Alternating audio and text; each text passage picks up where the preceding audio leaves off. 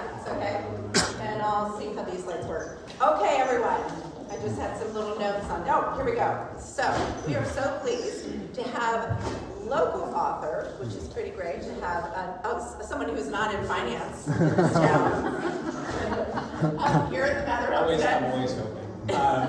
I really appreciate all of you coming out because I hear that there's a game that's competing with us. Is anybody really chomping at the bit? Like you want me to give scores or something like that? Or are we all good? We're all good? We're good. Okay, we're good. Some of us are really good. Yeah. So, Laurence Jurdem is an author of 2 books, but soon to be a 3rd. Also a frequent contributor to, let's see if I got it right, in American Politics, New York Times, Washington Post, San Francisco Chronicle. He is an adjunct, and it seems like you all already know about him, so I apologize if I'm repeating what you know. Adjunct professor of history at Fairfield University and Fordham College's Lincoln Center campus, a PhD in education. I was just going to say, your education has taken you all over the U.S., from up north at Syracuse, right, where you got your BA, to down south at University of Louisville. Right. So they sort of wouldn't really go ahead. It's south here. And then to Fordham, where you got your PhD. Right, so very accomplished, very impressive. And I think most importantly, I'd like you all to know that we're going to have him back after he finishes his next book, which will come out in 2025, and it is titled George H.W. Bush and the American Establishment. So thank you. I do need to tell you about upcoming events. We have a few things coming up, a brown bag lunch on Tuesday where Ranger Doug will be coming to tell us about his experience as a ranger in the national parks, and also he is the publisher of WPA-style posters of the national parks. Would love to see you all here. Bring your lunch. Poetry with Samantha, who's here today, on Tuesday night. And we have a tea event on Thursday. We'll be learning about the history of tea, the health benefits of tea, while drinking tea and eating tea goodies. So, anyway, without further ado, from the man who, I loved this quote, from the author who shrewdly illuminates not only a fascinating personal relationship, but the making of modern politics and government at the dawn of the American century. I thought that was a great quote. So, set you up for Appreciate it. our audience.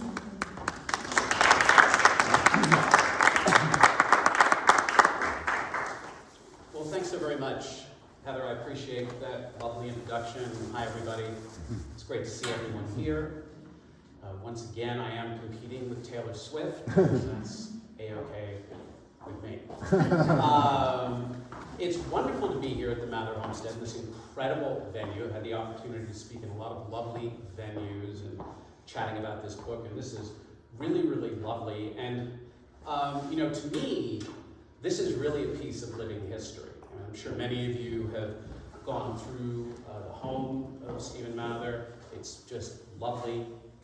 It's super important to me. It's a living archive to learn about Stephen Mather's incredible devotion to public service and conservation. And I really encourage you all to contribute as much as you possibly can, because the money that you all give allows Heather and her team to put together wonderful events like this one and others with all the poetry and discussion about conservation and history that Mather has been doing for such a very long time. So thank you all very much for being here. It's really wonderful.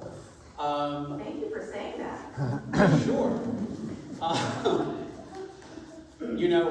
It was wonderful. It was terrific to do this book because in this incredible time of polarization, it was great to sit down and study a relationship about 2 incredible figures who really had nothing but mutual love, mutual admiration, mutual respect for one another. And in this difficult time that we're living in, it was wonderful to sit and absorb so many of those ideas.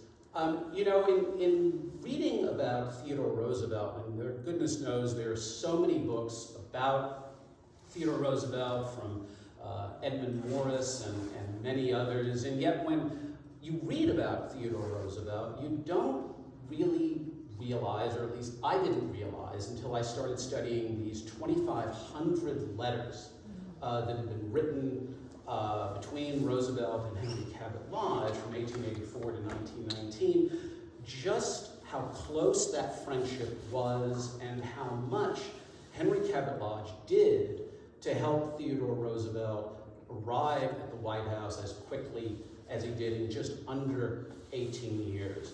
You know, in Theodore Roosevelt's book, autobiography that was published in 1913, ironically the same year that Henry Cabot Lodge published his autobiography entitled My Early Life, where he talks about his very young life coming up in Boston and the hand and other things that I'll talk about in a moment. Roosevelt very proudly said how he, quote, rose like a rocket.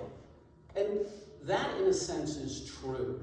But Roosevelt would never have achieved the prominence that he did as quickly as he did without the incredible strategic thinking and extraordinary network of Henry Cabot Lodge. I'm not going to say that Theodore Roosevelt would not have become president.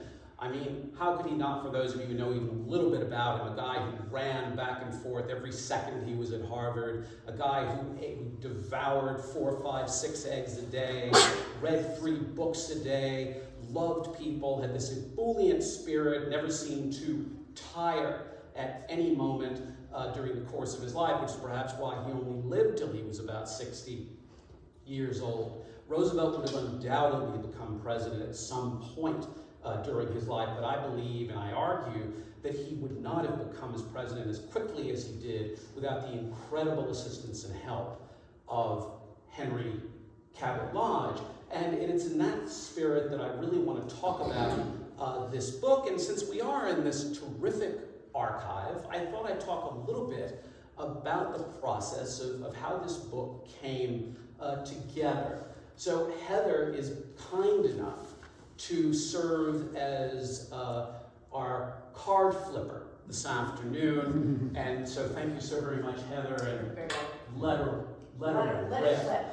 So I thought, since this was a book predominantly about 2 very strong men, I thought, why don't I have a strong woman in this particular presentation when I thought about putting it together? And this is Alice Roosevelt Longworth, who was Theodore Roosevelt's eldest daughter, and here are the dates, 1884 to 1980, so you can tell that she lived for an extremely long time and was both evocative and provocative throughout her long, long life. She gave her cousin Franklin Roosevelt fits over the course of the New Deal, and she was marvelous at these little quips that she would say every now and again. Like, one of my more favorite ones is she said one time, well, if you don't have anything nice to say about someone, come say it to me.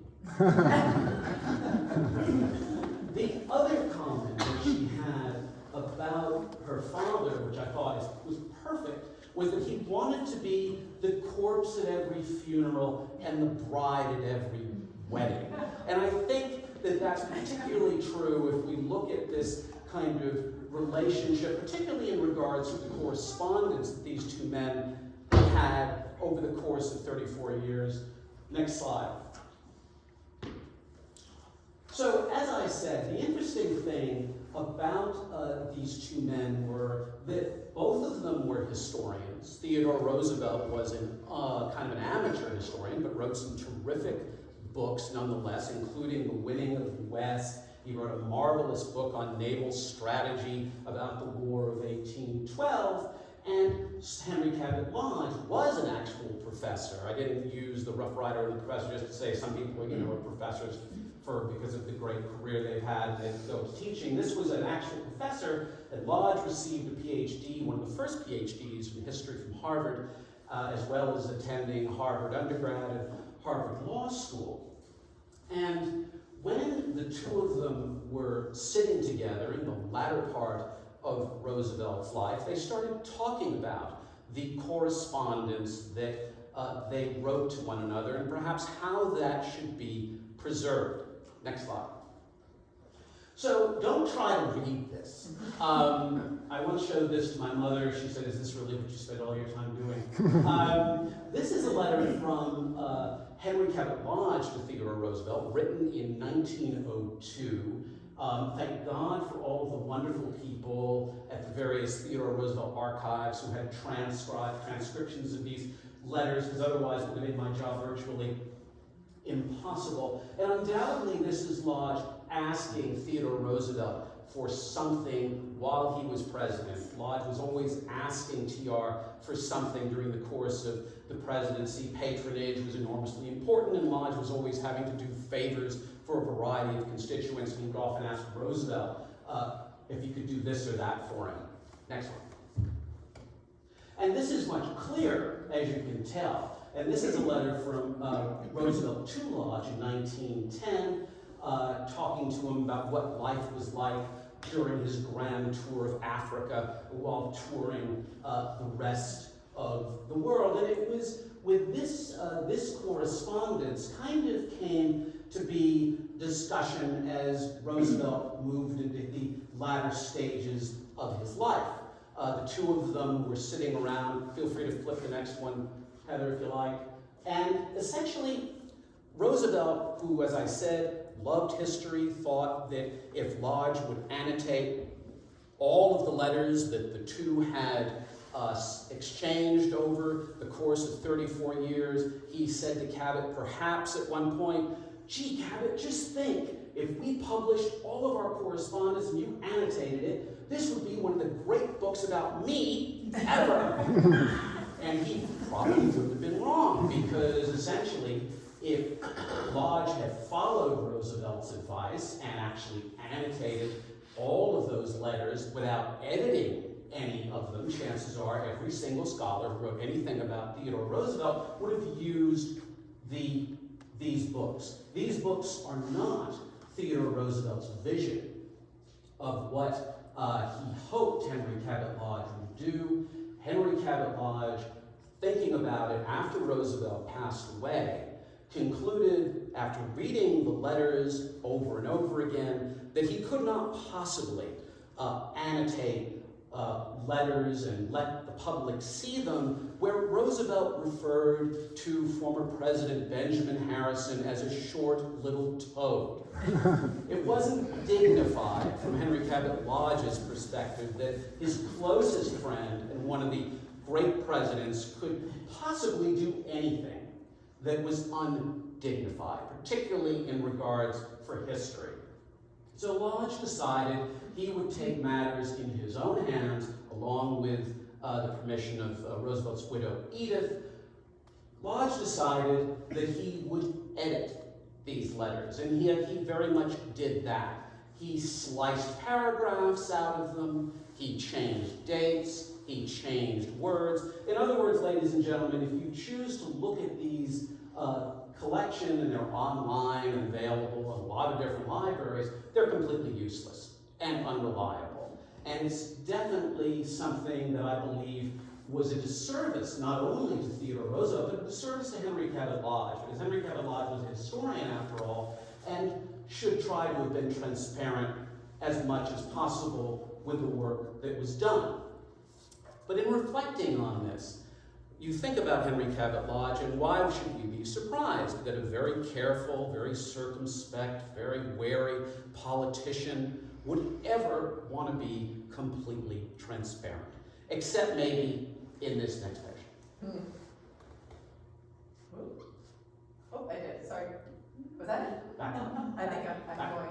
So, That's all. there you go. So, this is actually as transparent as Henry Cabot Lodge probably ever got in his whole life. And this is a picture of Lodge, a wonderful picture in actuality, above the cliffs of his estate, North Point in Nahant, which is off the coast of Massachusetts, in a place that Henry Cabot Lodge believed was his happy place, a place that he learned to swim, to ride, to play tennis, to sail, and skinny dip. It was also a place that he preferred more than any other. It was a very rustic environment. It was a place where he would often retire to read, to think, to write, as opposed to the grand sort of salons of Newport during the Gilded Age, the type of place Henry Cabot Lodge could not even see himself, since he viewed all those who vacationed at Newport during that time to be living a life of excess, a morally questionable life, everything that was wrong with society at that time. Feel free, Heather, the next one. And this is a better picture, I think, of the Lodge estate at North Point. As you can see, it's a lovely estate, not as grand as the homes at Newport, but nonetheless a place that Lodge was very, very comfortable, a place that Theodore Roosevelt visited on many occasions, and a place that he, Henry Cabot Lodge, and his wife Nanny Lodge were extremely happy for a very, very, very long time. If you think about the fact that these two men, Henry Cabot Lodge and Theodore Roosevelt, were extremely close, it's not really hard to understand why. Both men were men of the East. They were men who grew up in a very refined, elegant, affluent locations. Lodge on Beacon Hill in Boston, Roosevelt, Gramercy Park in New York. They both attended Harvard. Lodge was the elder of the two, of about 7 years or so. They both were men who were very competitive. They enjoyed sport. They enjoyed living well. They enjoyed living well. And they just enjoyed life in general. They were also men who were, I would argue, men who were very strong-willed and chose to go their own way in life. Politics during this particular period, in any period really in early American history, or as we move into the 19th century, was not particularly well regarded as something that someone well-born like Roosevelt and Lodge would engage in, but both men came from very distinguished backgrounds. Henry Cabot Lodge's ancestor was a man by the name of George Cabot, who was the first senator from Massachusetts. Henry Cabot Lodge believed that it was his destiny to sit at the head table, not only of his state, but perhaps of his nation, and he was determined to become engaged within the political arena. Theodore Roosevelt believed very much the same thing. They both emerged from these ideas of noblesse oblige, where much is given, much is expected. And Henry Cabot Lodge and Theodore Roosevelt were unhappy with the world of the Gilded Age. It's interesting if you think about the late 1880s, 1890s, and one of the reasons I was so drawn to writing about this particular period was that I found that in considering today and that period of the last century, this number of similarities in terms of issues that we can discuss, that we find ourselves involved in today, and what Theodore Roosevelt and Henry Cabot Lodge dealt with during their lifetime. We have massive income inequality. There are issues in regards to government, how much government should be involved with the life of the individual, whether or not America should become involved in affairs abroad, as in the issue with Ukraine. And we, of course, have issues similar to the economy that Roosevelt and Lodge had back in their time, such as tariffs. Tariffs are now very much in vogue. They were very much in vogue during the time of Lodge and Roosevelt.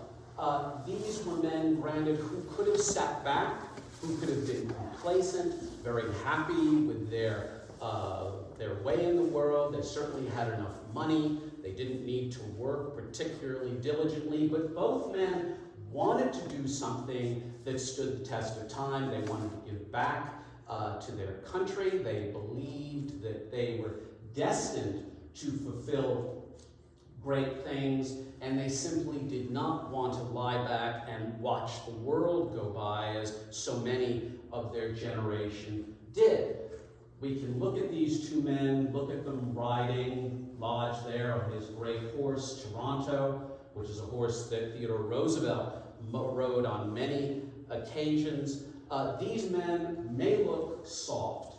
Ladies and gentlemen, they were not soft. They were competitive, they were driven, they were ambitious, and they were determined to do something significant in their life. Theodore Roosevelt in the late 1890s gave a talk called The Strenuous Life, which was a goal of being outside your comfort zone, doing something that might be a little bit different, might be a little bit difficult, and he very much talked the talk, and indeed he also walked the walk. This is an interesting picture of Theodore Roosevelt here. He, of course, is a man who knew how to dress for every occasion, even if it was being out in the Dakota Territory. One of the things I found as I thought about Theodore Roosevelt in preparation for today was how similar he had in terms of tastes and philosophy to Stephen Mather. Both men very much adored the outdoors. They were both great friends with John Muir, the great conservationist out in the West. They both adored nature. For Roosevelt, it was very much therapeutic. Roosevelt would retreat to nature when life had dealt him a particularly hard hand. And nothing had dealt him more of a hard hand than the year before, when Roosevelt, as a young legislator, initially thrilled that his beautiful wife, Alice Lee, was giving birth to their first child, suddenly learned that she was having a terrible struggle, life-threatening struggle during her pregnancy, and he raced from Albany to the train to get down to Grand Central Station in New York to be by her side. Of course, in the 1880s, the train certainly didn't move as rapid as it does today, and by the time he reached her bedside, it was too late.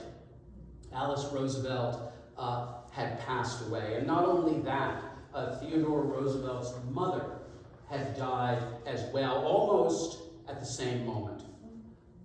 So I want you to think about that for a minute, ladies and gentlemen. Think about something as tumultuous as that happening where you lose two of the most beloved people in your life at that same moment. What must it have done to Theodore Roosevelt? How do you recover from something so extraordinarily devastating as that?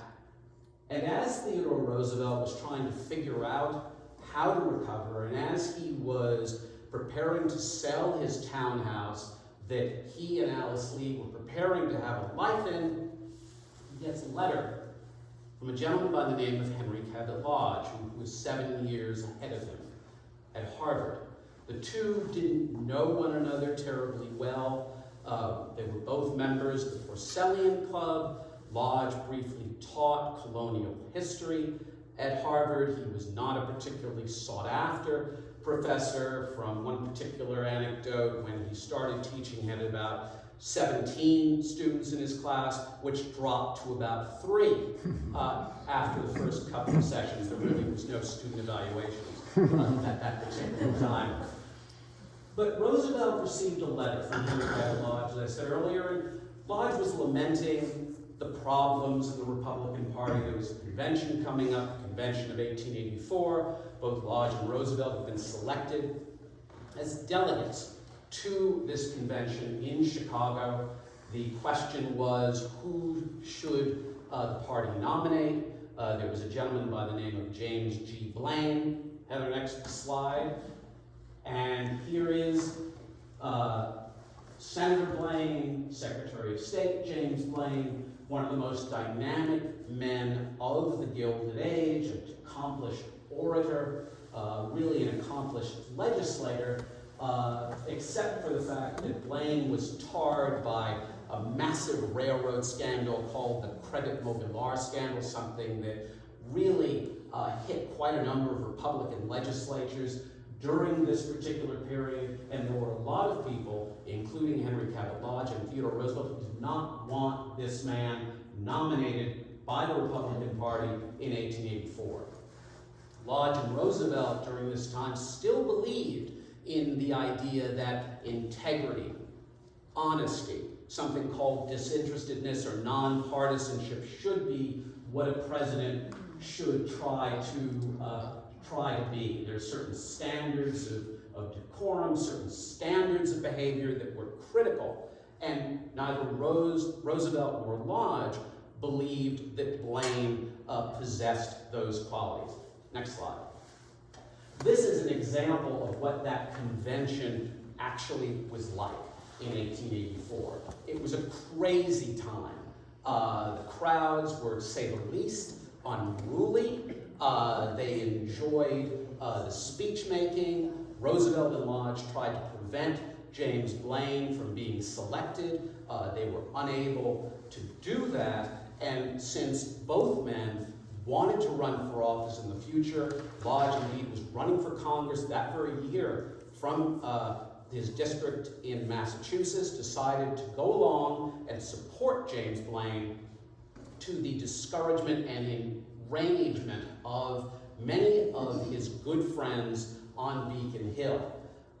Lodge's friends on Beacon Hill were so upset by what Lodge was doing that they literally disassociated themselves from him, and he was blackballed by Boston society. He would go into the Somerset Club in Boston, a place that he used to be welcomed. Nobody would have lunch with him.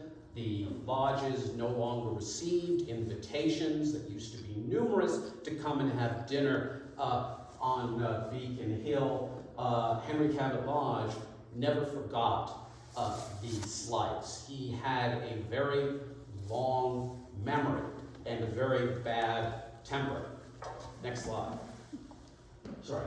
And he was somebody who never forgot being slighted by the Beacon Hill set, but both men would go on.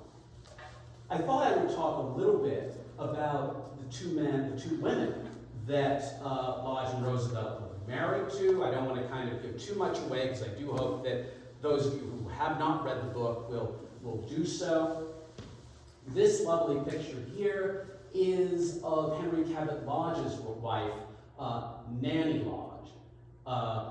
Anna Davis Cabot Lodge, to be precise. And Anna Davis Cabot Lodge was very unique to women of this particular era. She was not only a great beauty, but she was also a great intellect. Theodore Roosevelt described her as, quote, a queen, but essentially totally the way a queen should look. She was well educated, she went to Wellesley, she had a photographic memory, an audiographic memory. She could talk about naval affairs in great detail. Her father had a prominent position as head of the Naval Observatory, and she was not only a charming woman at Washington social events, but she was sought after by many different politicians for advice, including James Blaine, the man who her husband and Theodore Roosevelt couldn't stand.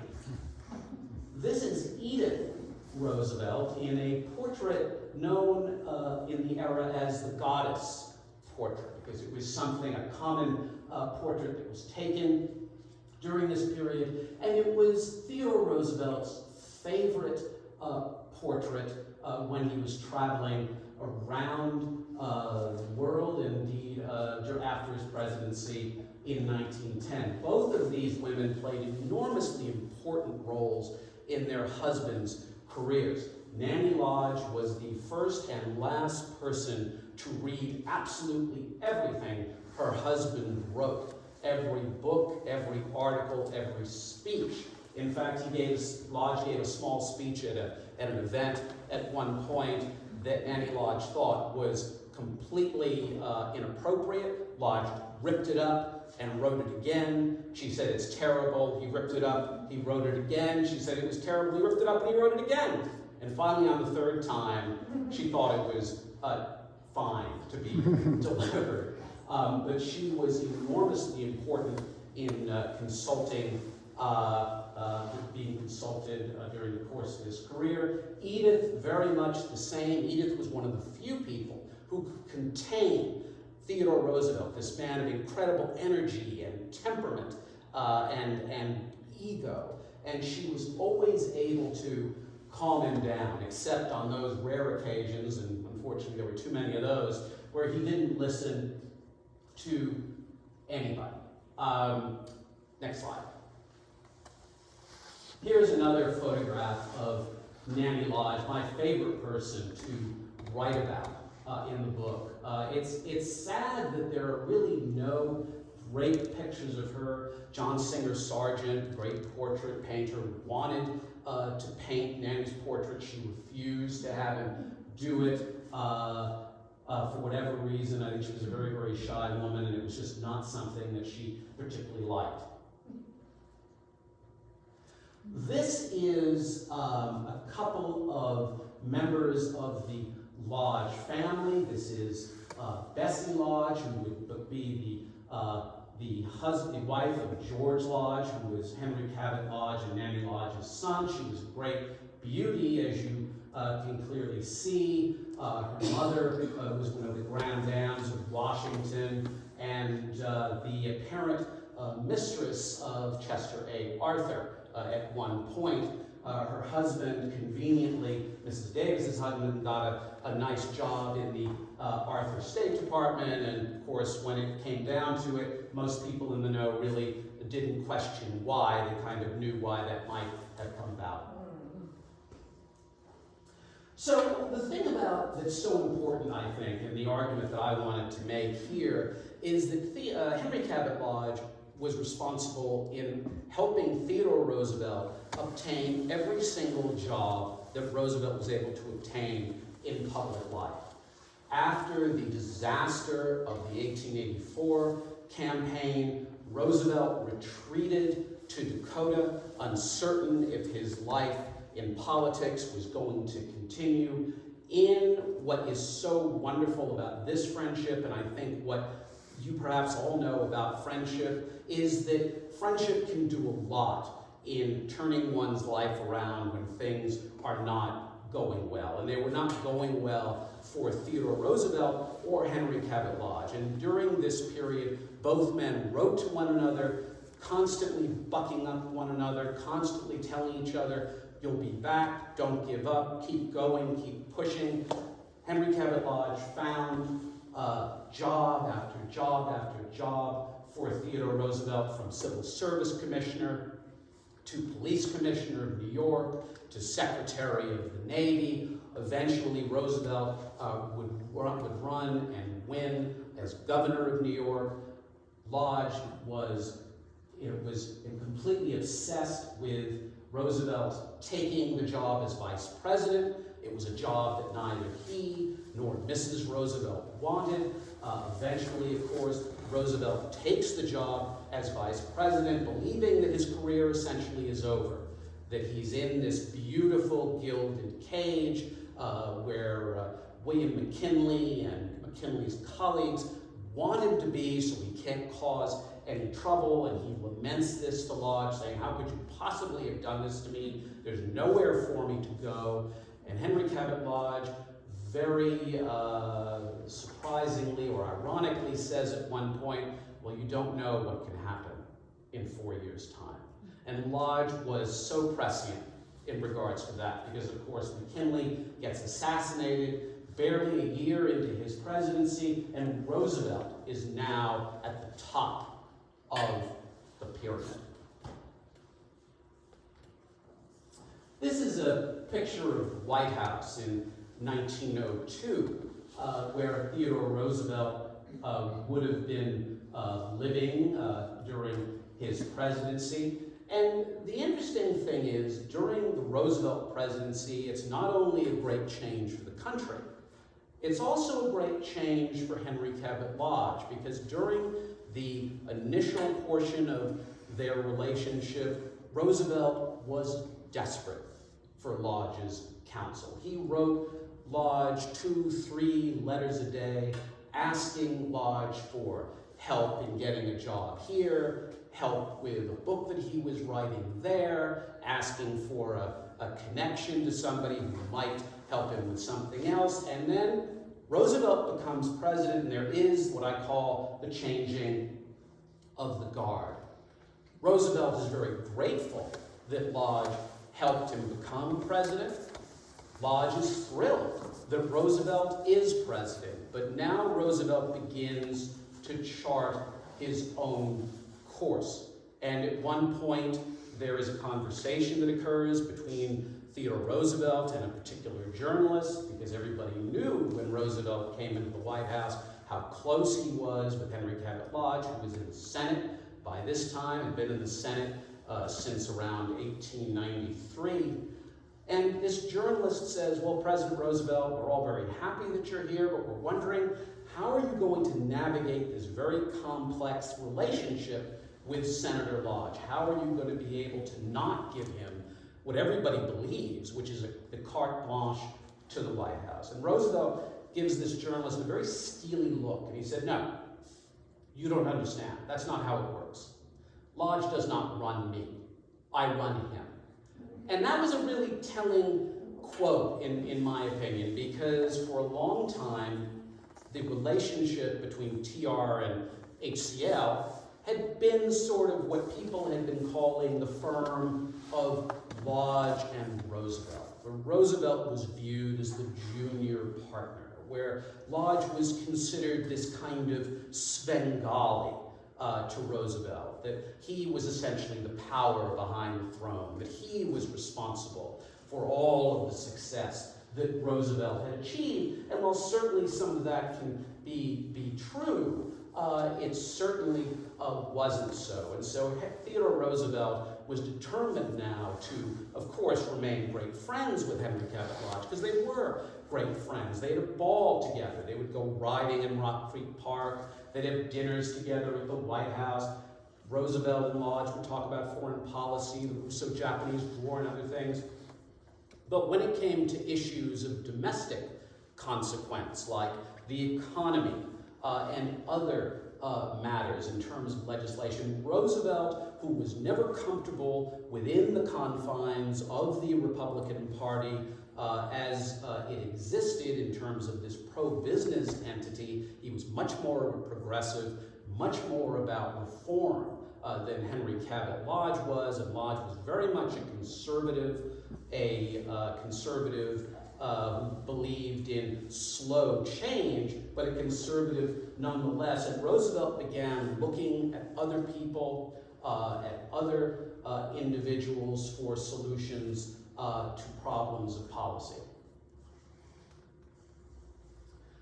These are two interesting individuals who were around the Roosevelt-Lodge periphery during the time of Roosevelt's time in Washington, before and during the presidency. This beautiful woman here is Elizabeth Sherman Cameron, her husband Donald Cameron. Elizabeth Cameron, one of the great courtesans of the Gilded Age, a woman who arrived in the District of Columbia at the age of 19. She was from a very distinguished Ohio family. Her father, John Sherman, was the senator from Ohio. I'm sorry, her uncle John Sherman was the senator from Ohio.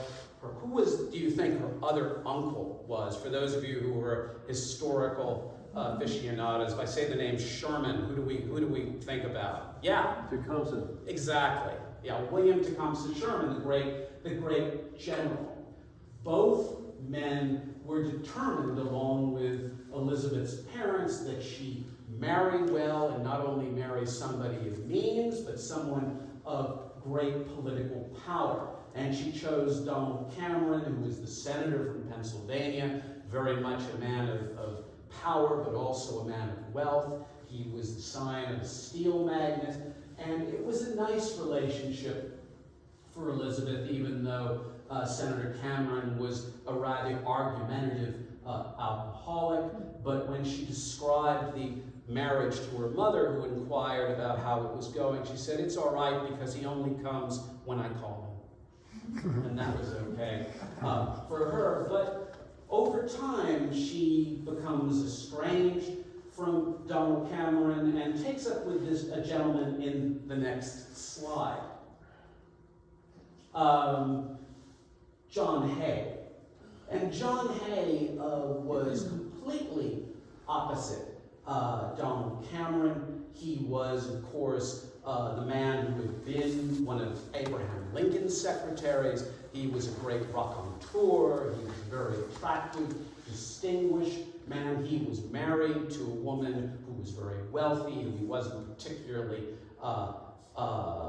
happy to be with, didn't have a great deal of energy or vitality. She didn't enjoy people as much as he did, and he was hopelessly in love with Elizabeth Cameron. But of course, divorce was verboten during the Gilded Age, nor would John Hay give up the wonderful life of wealth and affluence that he was so accustomed to. Thanks. So, essentially, during this period, Elizabeth Cameron tended to spend most of her time with this gentleman, a guy by the name of Henry Adams, who was essentially one of the most well-known members of Roosevelt's inner circle, a great raconteur. Any of you who read any of his letters about Gilded Age America, Letters of Henry Adams, there are about 7 or 8 volumes. You really feel like you're at a wonderful cocktail party listening to about all of the who's who in the world of Gilded Age Washington. And Henry Adams was very much that. He was the grandson of John Quincy Adams. He was the great-grandson of John Adams. He very much believed in terms of politics, that politics should be held by people of unimpeachable character. He was the great mentor to Henry Cabot Lodge, who he found himself becoming more and more disenchanted with as Henry Cabot Lodge sought more and more political power. And this is the dining room in the White House, and this was where Theodore Roosevelt and Edith Roosevelt entertained quite a bit. Henry Cabot Lodge, Henry Adams, Elizabeth Cameron, many others would come here quite frequently. Henry Adams, after having dinner in the dining room and going to some of the other rooms that Edith Roosevelt had spent her time painstakingly redecorating, wrote a note to Elizabeth Cameron describing this redecorating effort as hideous. As the presidency progressed, Theodore Roosevelt and Henry Cabot Lodge found themselves more and more growing further and further distant from one another. Lodge was becoming progressively unhappy with what Roosevelt was proposing. Roosevelt had something called the Square Deal, which was essentially an attack on business. It was something that really terrified Henry Cabot Lodge. Henry Cabot Lodge was a devoted Republican. He was constantly spending his time going back and forth between Wall Street in New York, State Street in Boston, trying to convince the wealthy members of the Republican Party that no, Roosevelt is not going to destroy the economy, so please keep focusing on funding the Republican cause and doing whatever you can to keep the party in power. It upset Henry Cabot Lodge a great deal that Roosevelt was doing the things that he was doing, and even though he would talk to Roosevelt repeatedly, it was harder and harder for Roosevelt to unwilling to listen to what Henry Cabot Lodge was saying. There was one particular situation where I think Theodore Roosevelt was pushed a little bit too far because, as I said at the beginning, Lodge was constantly asking Roosevelt for favors. And one of the favors that he asked Theodore Roosevelt for was when the 200th anniversary of Brookline, Massachusetts occurred, and Henry Cabot Lodge simply wrote Roosevelt a letter and said, you know, if you could write a proclamation, I would really appreciate it. Because again, Lodge was constantly thinking about pleasing his constituents. Theodore Roosevelt got this letter, and within 24 hours wrote another letter back to Henry Cabot Lodge saying simply, "My dear man, please do not ever make another request like this again. I get things like this from everybody. I don't need to be getting it from you." And Henry Cabot Lodge, who was not taken aback too many times, wrote Roosevelt a letter where he said, "Oh, I was just kidding." And in looking at this letter, I found myself thinking, I doubt that's what Henry Cabot Lodge meant, because the man had no sense of humor, particularly when it came to politics, but he simply knew that he had pushed Roosevelt much, much too far. This is a photograph of Lodge at Nahant, and you can see how thin Henry Cabot Lodge actually was, or small-boned he was, but this really betrays a man of enormous strength. He was very, very vigorous. He was a good tennis player. He was a great rider. He was a great swimmer. And this is a picture of the Roosevelts early on at Oyster Bay, their wonderful house out on Long Island, which I would encourage all of you to visit. It's a wonderful historic site. By the time Roosevelt leaves the White House in 1910, he had chosen his successor, William Howard Taft, a very, very dear friend of Theodore Roosevelt's, and a man who was incredibly cerebral, who was incredibly accomplished, who was also a Republican, and Roosevelt thought that Taft would continue on the same policies that Roosevelt had begun. Henry Cabot Lodge was immediately suspicious of William Howard Taft because Taft did not possess the same joy, love, ebullience for politics as Lodge and Roosevelt did. And no sooner does William Howard Taft take power than Lodge begins to write these letters to Roosevelt telling him that Taft is a complete disaster and Roosevelt needs to come back into the fore to become president again. Lodge was always worried about the Republicans losing power, and due to a variety of scenarios, particularly the economy, during 1910, Lodge very much wanted Roosevelt to come back. Roosevelt did not want to come back. He had had enough of politics. He wanted to go off, he wanted to take some time off. He was enjoying touring Africa, shooting big game. He enjoyed the global travels that he was doing, and he had had enough.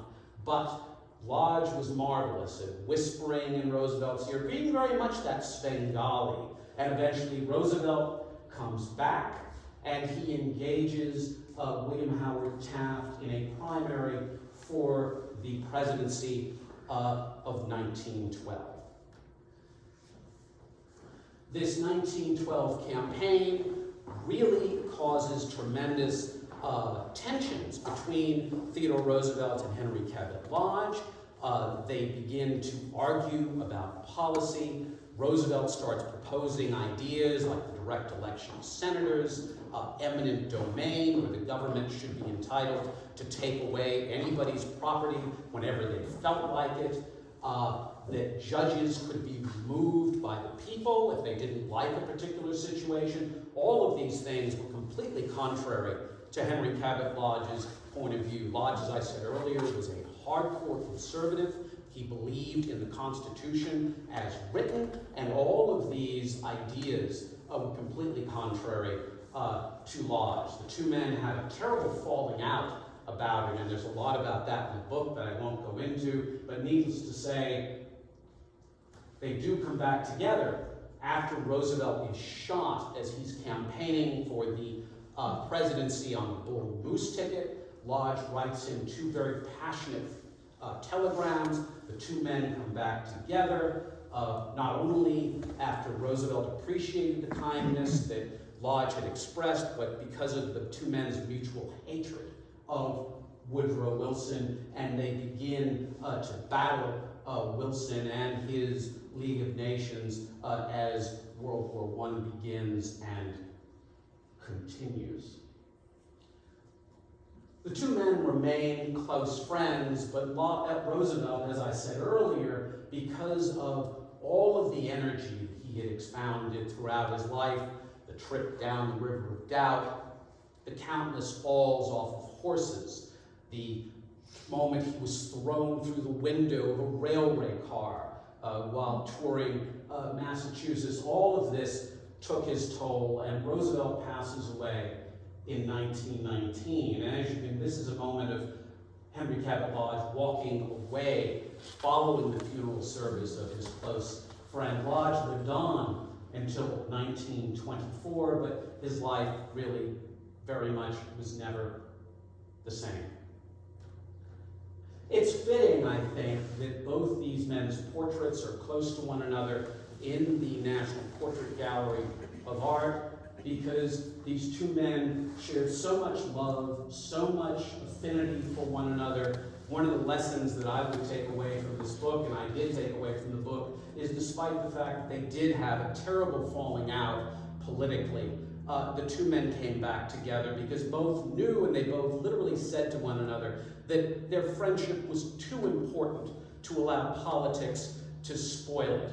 And it also showed me that two men of great determination, great resilience, and great energy really did have the capacity to work together to change the world. And I thank you so very much. Thank you.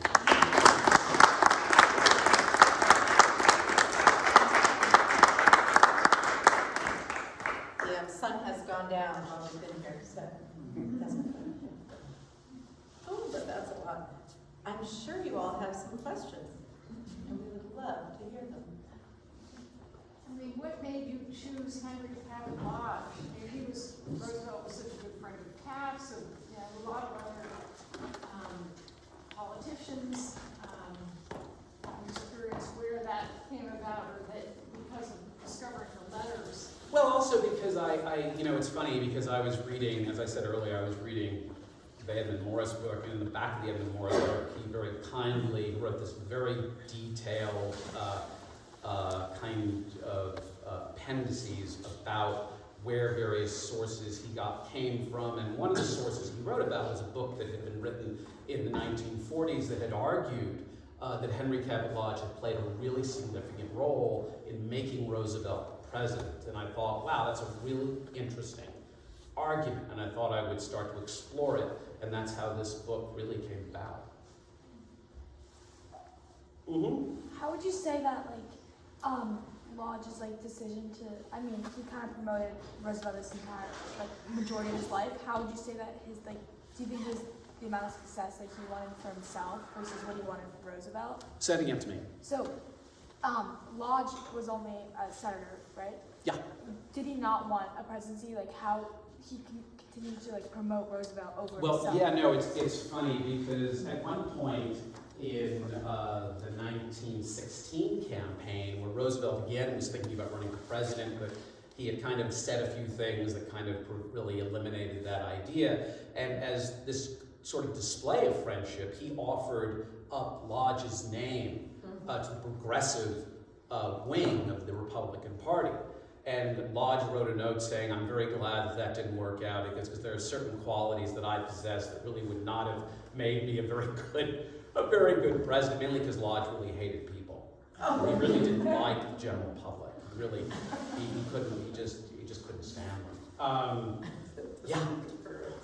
As I recall, TR as a young man was sickly. He grew up, I think I remember, in Madison Avenue or Fifth Avenue in the 20s. We know him as a man of later life as vigorous, energetic. You forgot the part that at a christening he wanted to be the baby. But Right. we know him as a man of incredible energy.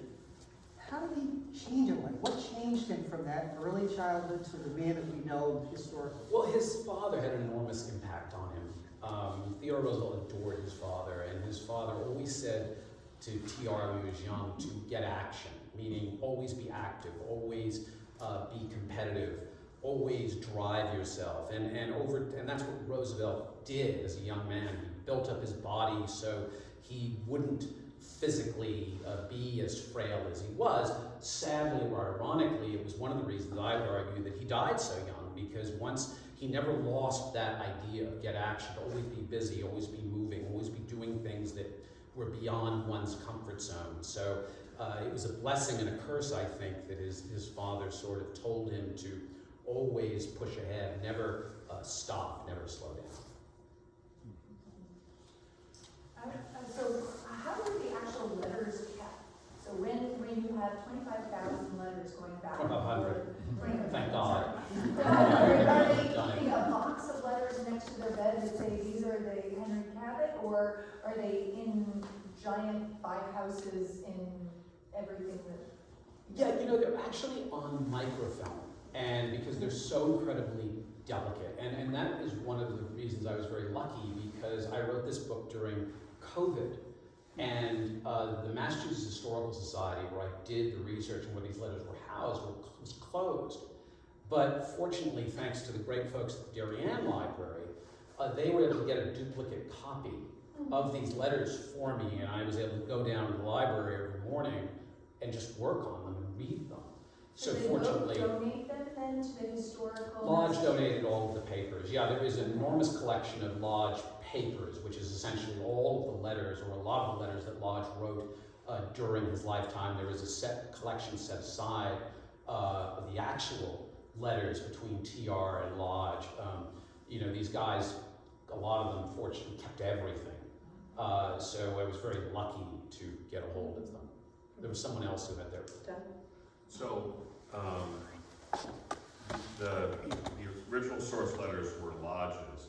Were there both sides though, or did they do? Yes, Lodge kept both of them. Lodge kept both of them, and you also have Roosevelt keeping a bunch of them as well. It's just it just happened to be easier because the collection was more complete with Lodge. The other issue is there's a lot of TR's papers are now on been digitized, and while that sounds really easy, it isn't. The Roosevelt paperless website at the Library of Congress is really, really hard to get through and takes forever to find. But it was just easier to go to reach out to the folks in Boston to get the material as opposed to, yeah. Did you get the sense when you were reading Cabot's, Lodge's letters, that he was a wise, strategic advisor, or was it? Yes, yeah, he would have been a wonderful. Can you tell as you're reading the correspondence that he's giving good advice or strategic advice?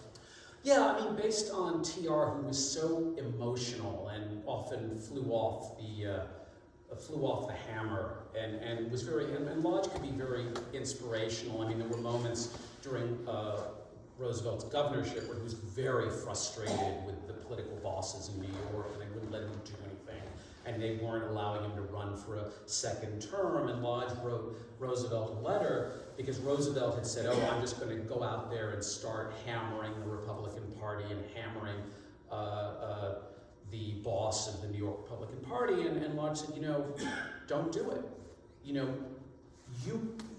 They can't knock you out. You're very popular, you're very well known. Only you can do that to yourself." And so there were pieces of advice like that was extremely, I think, very helpful and would calm him down. And Edith was really helpful too, and both Lodge and Edith worked in tandem to try to keep Roosevelt and his temperament, in check. Did the wives like each other? Yeah, they got on very well. And Lodge and Edith got on very, very well too, because they were both great fans of literature. They could both quote Shakespeare and other works from memory. So they were all very, very close and very friendly with one another. Yeah. Yeah. What would you say, you talked about this earlier, but when Lodge edited the letters and switched dates, took out paragraphs, what did he want to get out of doing that? What was it? Well, he wanted to sort of give the image that Roosevelt was always, was just constantly observed decorum, constantly, he didn't want anybody to see anything negative about Theodore Roosevelt. And Theodore Roosevelt always, quote, considered himself to be an open book. He really couldn't care what somebody thought. I mean, he was a very self-confident guy. He was very, he really didn't care. I mean, he was a very much of an egalitarian sort of a man.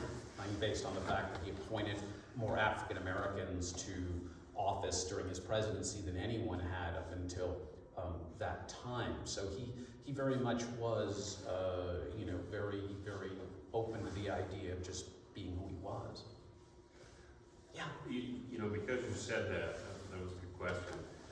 That was sort of a big fail by Lodge to publish these edited letters that really wouldn't have been useful, right? A, you said that, but B, what Roosevelt would have wanted if he's a open book. So it seems like a Harvard-educated, brilliant historian really missed the... He did, and I literally say that. I mean, he did a real disservice to himself, and he did a disservice to history. Did himself a disservice to Theodore Roosevelt, too. That book would be used all the time if it had been done the way Roosevelt had wanted him to do it. And I don't necessarily know if I would have had a book, so maybe I should be grateful. But Exactly, because now we have your book, which is for sale. Thank you so much, everybody. Yes, thank you. We have for you as a thank you for coming, a puzzle for you to do with your family. And we hope that you will let us know how it goes with the puzzle. And we have, of course, very good, and we have books for anybody who's interested. So thank you very much. Thank you for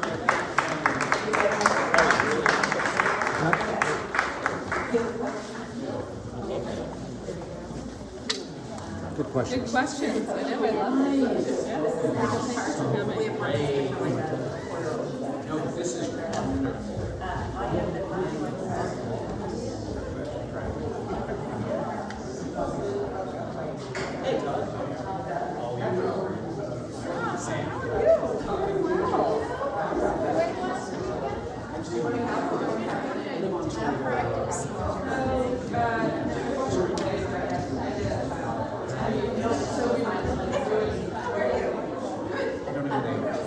that doesn't say much.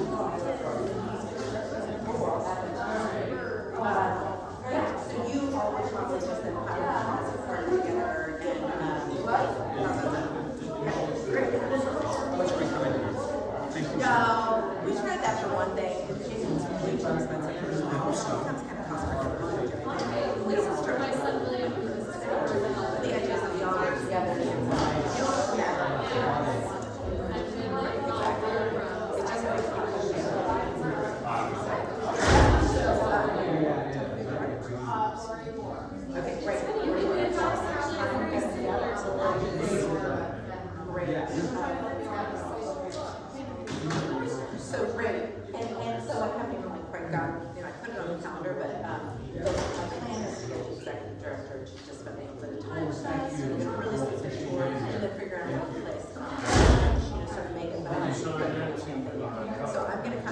Oh, good. Oh, yes, I saw that. That was yeah. Great. Terrific. Well, thank you.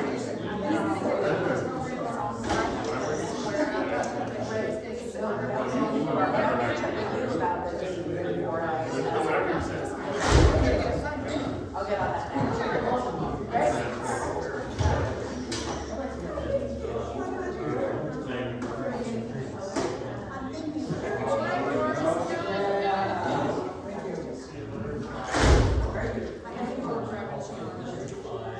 Thanks, take care.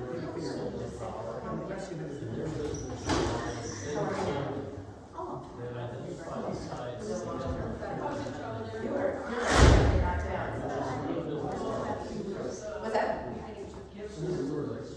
Yeah, definitely. Yeah. Hopefully we'll see you on Tuesday. Oh, Matter Homestead Foundation. And there, no, because then we settled with them, yeah. They were 32 each. Yes, we settled with them. How are you, Rob? Glad I called you. Enjoy it, hopefully. Yeah, I just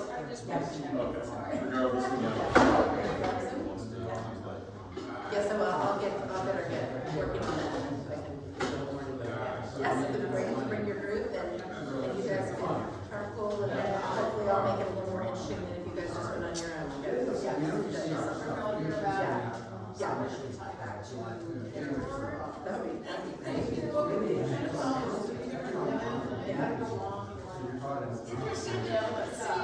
great. One of the characters is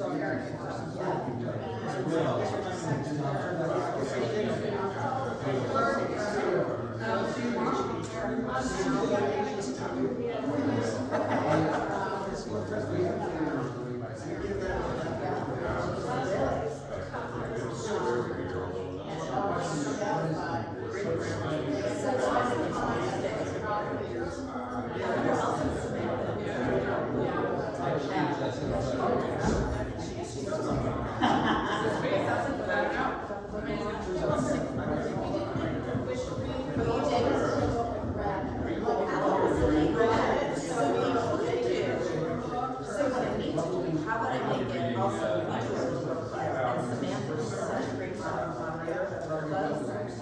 We'll make it above that. And really, so Samantha will make it really discussions like.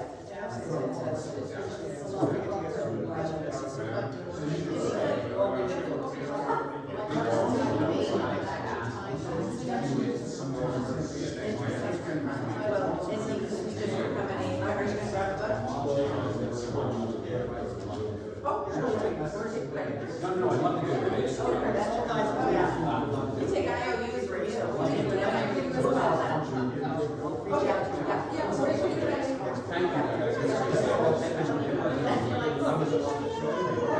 It's like I can't, it's just too much to figure out the systems.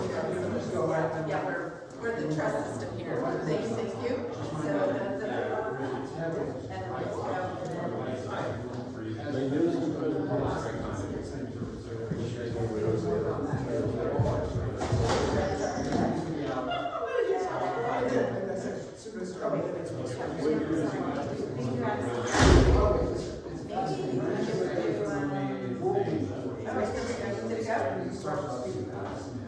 Oh no, that was for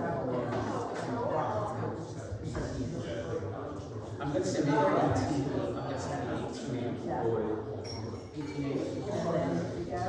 And then you just sign with your finger.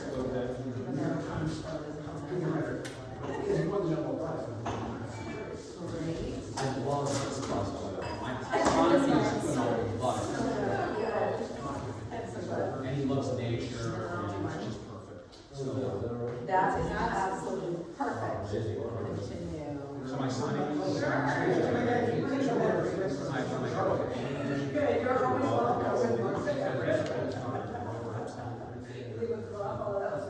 Right?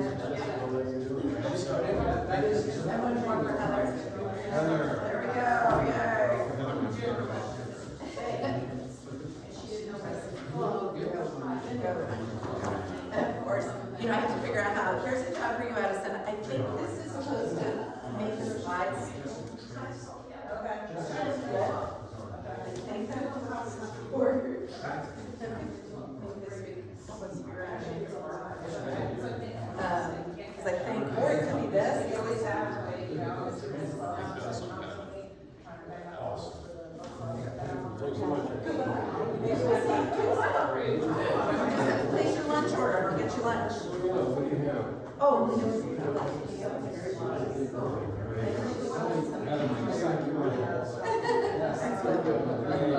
Thank you.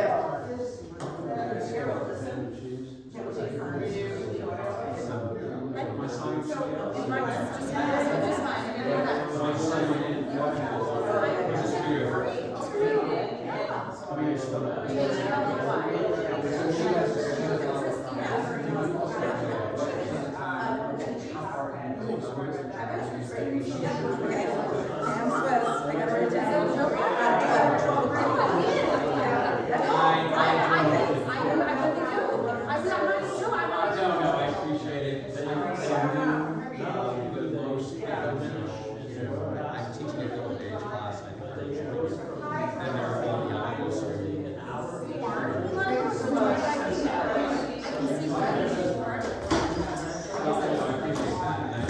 Oh, I've got another thing for you. This thing, it just keeps falling off.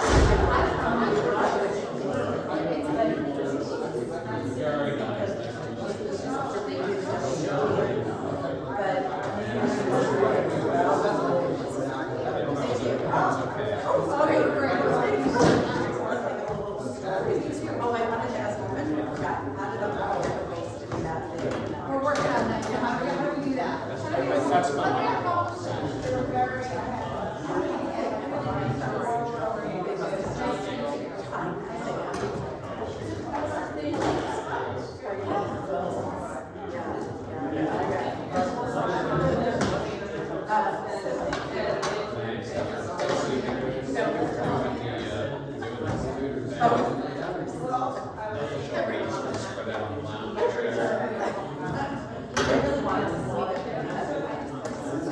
My wife loves that picture. She has another, we have it on her desk. I just don't know if it's something. It is on my website, so